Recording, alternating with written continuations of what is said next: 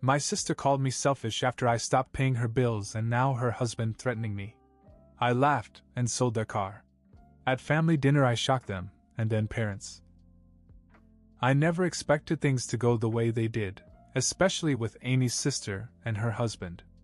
I mean, for 7 years I had been helping her pay her bills. 7 years? I paid their rent when they fell behind. I paid for the kids' school clothes, sent extra money when there was an emergency, and helped with everything in between. I didn't really think much about it. I figured, she's my little sister, you know? You take care of your family. Meanwhile, her husband, Matt, was always off doing God knows what.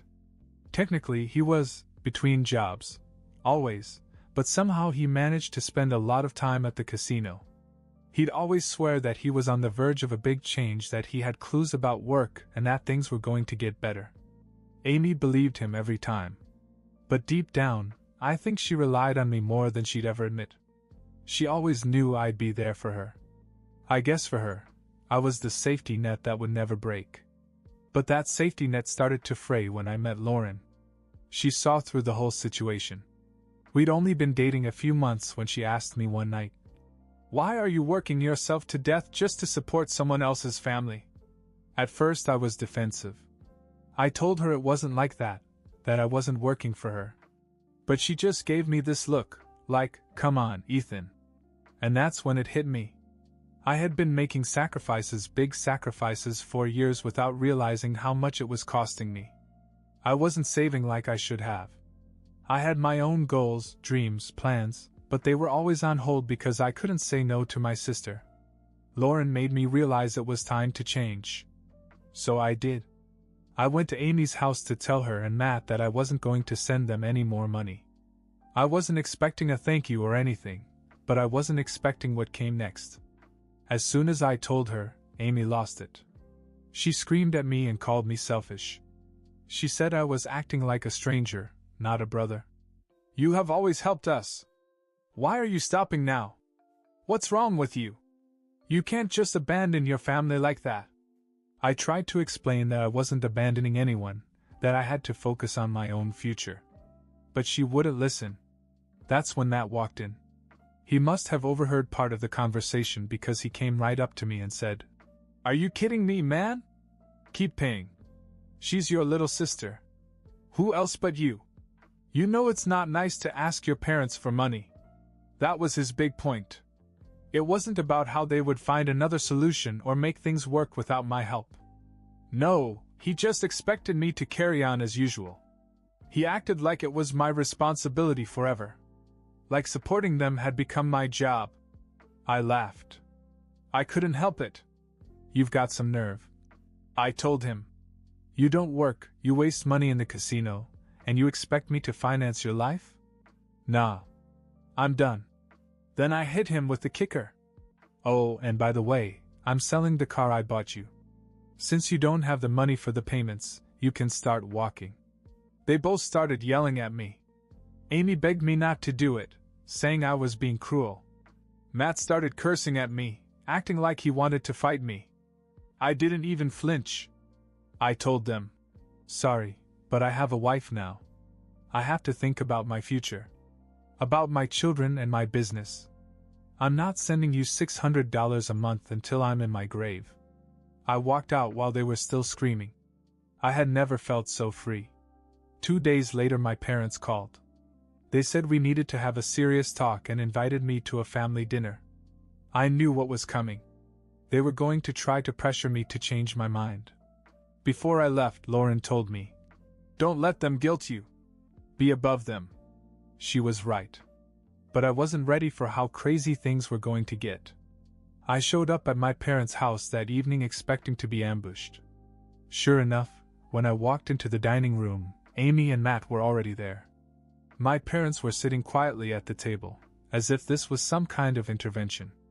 The tension was thick enough to choke on. Amy wasted no time. "Ethan, you can't be serious," she began, her voice shaking. "You really want to sell our car? How are we supposed to get the kids to school?" Matt jumped in, trying to play the victim card.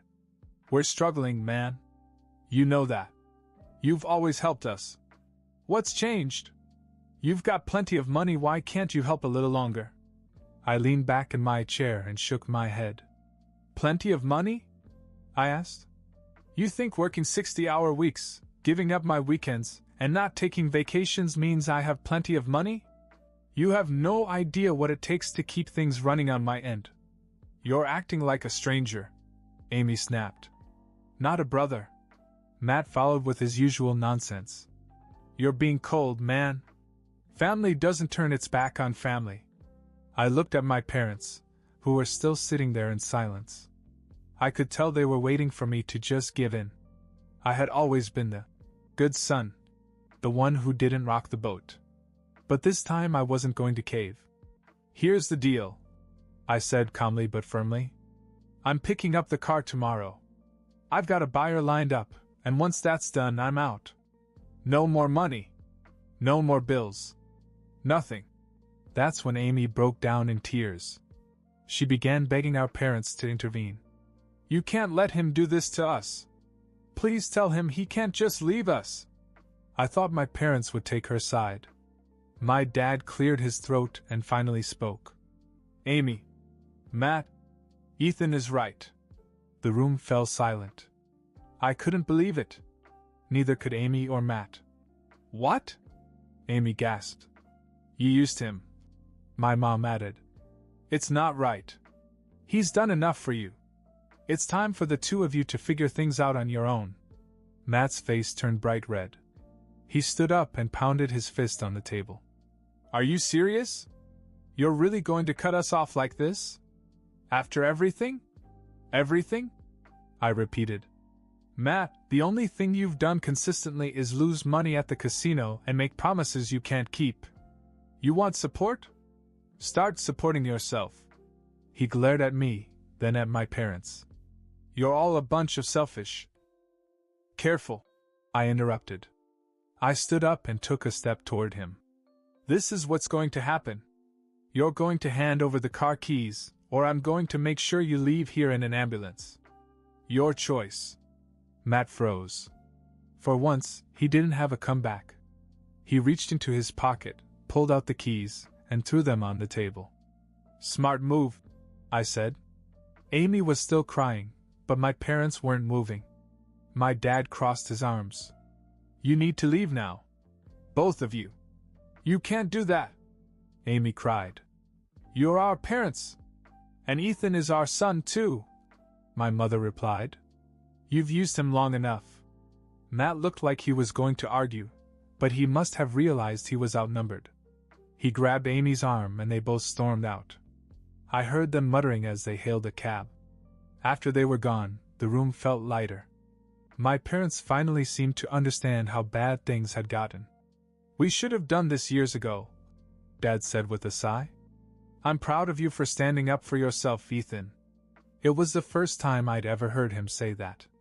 I wasn't expecting it, but it hit me harder than anything else that night. The morning after the family dinner, I went straight to Amy and Matt's house to pick up the car. I half expected them to try some last-minute stunt, but when I got there, Matt was just standing on the porch with his arms crossed, glaring at me like he wanted to burn a hole through my skull. He didn't say anything as I took the keys from him and got into the car. Amy wasn't even outside. Maybe she couldn't face it.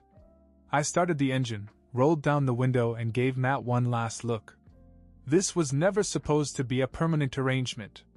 You should have planned for this day. He didn't respond, just clenched his jaw and watched me drive away. I sold the car later that day, handed the title to the buyer, and felt a small wave of relief. Another piece of their entitlement gone. But of course, people like Matt and Amy don't back down that easily. My phone buzzed that afternoon. It was my mom. I could hear the tension in her voice. Ethan, we need to talk, she said. What's going on? I asked, although I already had a sinking feeling. Your sister and Matt have been calling us nonstop since this morning. They're threatening to cut us off from the kids. I pinched the bridge of my nose.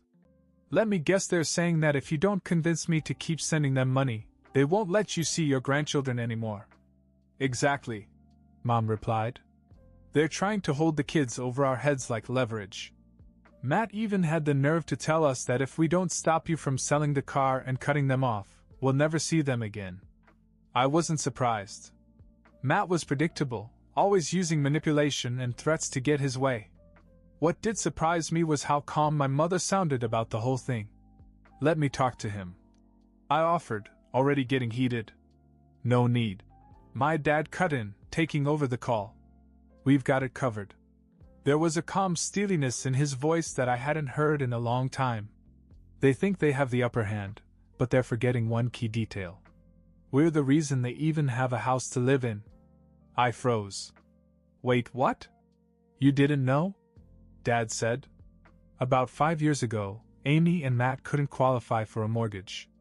We co-signed, paid most of the down payment, and have been quietly helping with the mortgage ever since.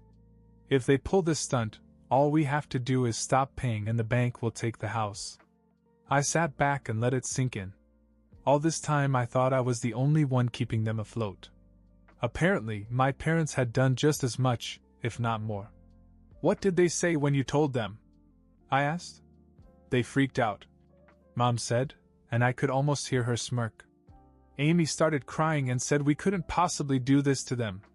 Matt tried to bluff, saying we'd never go through with it. But when we made it clear that we could and would sell the house, they quickly backed down. Damn, I said, laughing. You really gave them a reality check, huh? We had to, Dad replied. They've been taking advantage of us for years. It's about time they faced the consequences. For the first time in a long time, I felt like we were all on the same page. My parents weren't going to let Amy and Matt manipulate them anymore, and neither was I. Good, I said. They've been getting away with it for too long. After that call, there was silence from Amy and Matt. No more angry texts, no more guilty phone calls. I guess they realized their threats weren't going to work anymore. Still, something told me this wasn't over. People like Matt didn't give up that easily.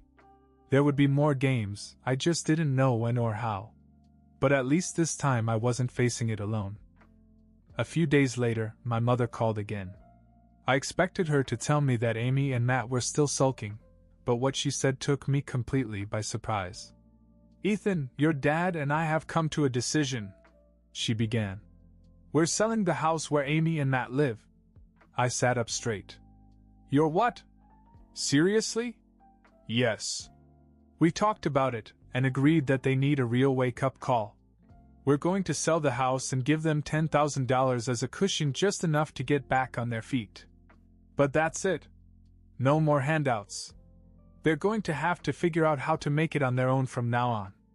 For a second, I thought I had misheard. My parents had always bent over backwards for Amy. I'd never seen them put their foot down like this. I mean, these were the same people who had quietly co-signed for her house, paid bills behind the scenes, and made excuses for her and Matt's behavior for years. Well, I finally said. I didn't expect you to go this far. Mom sighed. We should have done this a long time ago, Ethan. We thought we were helping them, but all we did was make them dependent on us. Matt has become lazy and entitled. Amy won't stand up to him because she's always had a safety net. It's time for them to learn what it's like to be responsible for themselves. And you're really going to give them 10 grand? I asked, still trying to process. Yes, Dad chimed in. It's a gesture to show that we're not abandoning them. We still care about them, but they need to know that respect and gratitude aren't optional. If they want to keep their relationship with us, they have to stop taking advantage of everyone. Damn, I muttered. You guys are going nuclear on them. We have to, Dad said firmly. They didn't take us seriously until we threatened to sell the house. And if they pull another stunt, we're prepared to cut ties completely. Frankly, I was impressed. My parents had finally reached a breaking point.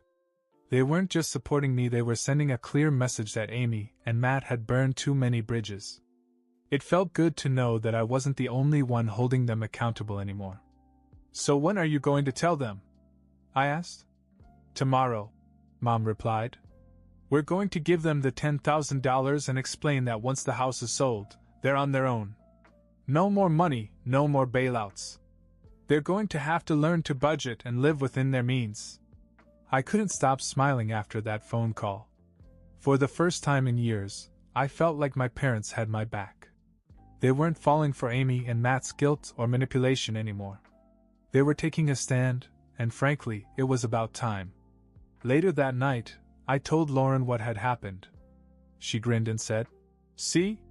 Your parents are stronger than you thought. They just needed the right push. Next, Amy and Matt have a complete meltdown when they hear the news. Let me know when you want that part." The next day, my parents called a meeting with Amy and Matt to break the news. I wasn't there, but I heard all the juicy details afterwards. Mom didn't sugarcoat anything when she recapped the meltdown for me later that night. Apparently, it all started out civil enough. Amy and Matt showed up, probably thinking this was going to be a negotiation. Maybe they thought my parents would apologize and offer more money to make things right. They had no idea what to expect.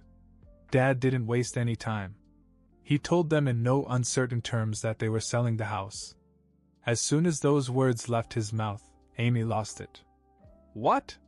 You're selling our house? You can't do that.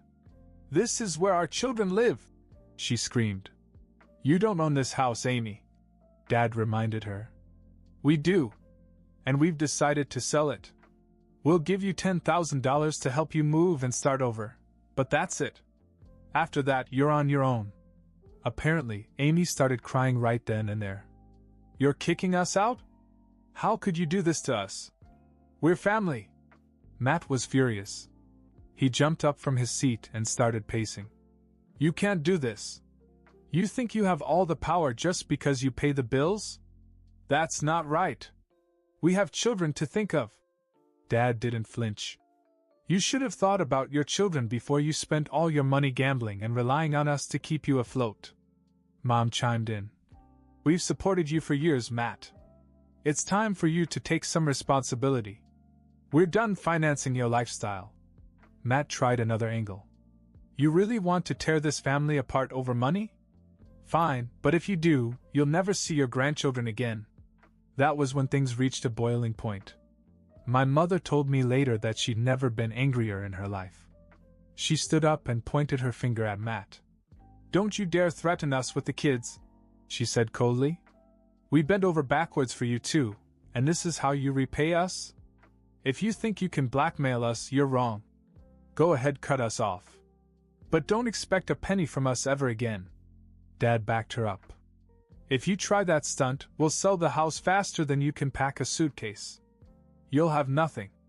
And don't think for a second that Ethan or anyone else is going to bail you out." Amy broke down, sobbing uncontrollably.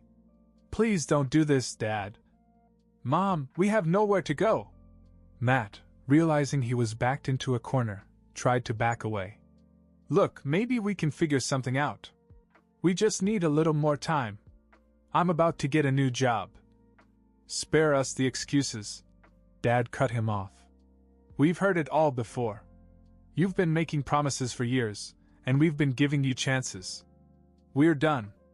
Amy was hysterical now, begging my parents to reconsider. She begged them not to sell the house, saying they couldn't survive without help. But my parents were adamant. They told her they were doing this to teach her and Matt a lesson to stop them from dragging everyone down with their irresponsibility. After a long, tense silence, Matt finally threw up his hands. "Fine," he muttered. "We'll take the 10 grand. But don't expect us to come crawling back when the going gets tough." "We won't," Dad replied calmly. "But if you ever want to have a real relationship with us again, you'll have to earn it through respect." Mom told me that after they left, she and Dad felt drained, but also relieved. It was as if they'd finally broken free from years of manipulation and guilt. When she finished telling me all this, I shook my head in disbelief. "I can't believe you actually stood up to them like that. I mean, I'm damn impressed, but damn. Ethan, it wasn't easy," she admitted. "But it had to be done. They'll never learn if we keep bailing them out. We had to draw the line somewhere." "I'm proud of you both," I said. "You finally did what had to be done. Hopefully this will be the wake-up call they need." "We hope so too," Dad added. But even if it doesn't, at least we won't let them control us anymore. And neither should you. That was the moment I realized something important. I wasn't just free of Amy and Matt's control. My parents were too. They had finally broken the cycle. A few months went by and things finally started to settle down. After all the chaos of selling the house, Amy and Matt had no choice but to adapt. They moved into a small rented apartment across town. From what I heard, Matt finally got a job, nothing fancy, just a warehouse position, but for once he was working consistently. I admit, I didn't expect him to stick with it, but so far he has. My parents have been true to their word. They haven't given Amy or Matt a dime since that final showdown. It's been hard on them, no doubt, but they're getting by. I think being cut off from the easy money has forced them to grow up. Then, out of the blue, Amy called me. I hadn't heard from her since the night I took the car. At first I didn't know what to expect. Maybe more drama, or maybe another attempt to make me feel guilty. But to my surprise, she sounded different, calmer, almost modest. "Hey Ethan," she began. I just wanted to apologize." I didn't say anything for a second, letting her continue. "I've been thinking a lot about the way I treated you. You didn't deserve the things I said to you. You were always there for me, and I took advantage of that. I'm really sorry." I could tell she meant it. This time there was no hidden agenda, no sob story, no manipulation. Just a genuine apology. "Thank you," I finally said. "I appreciate you saying that." She hesitated for a moment.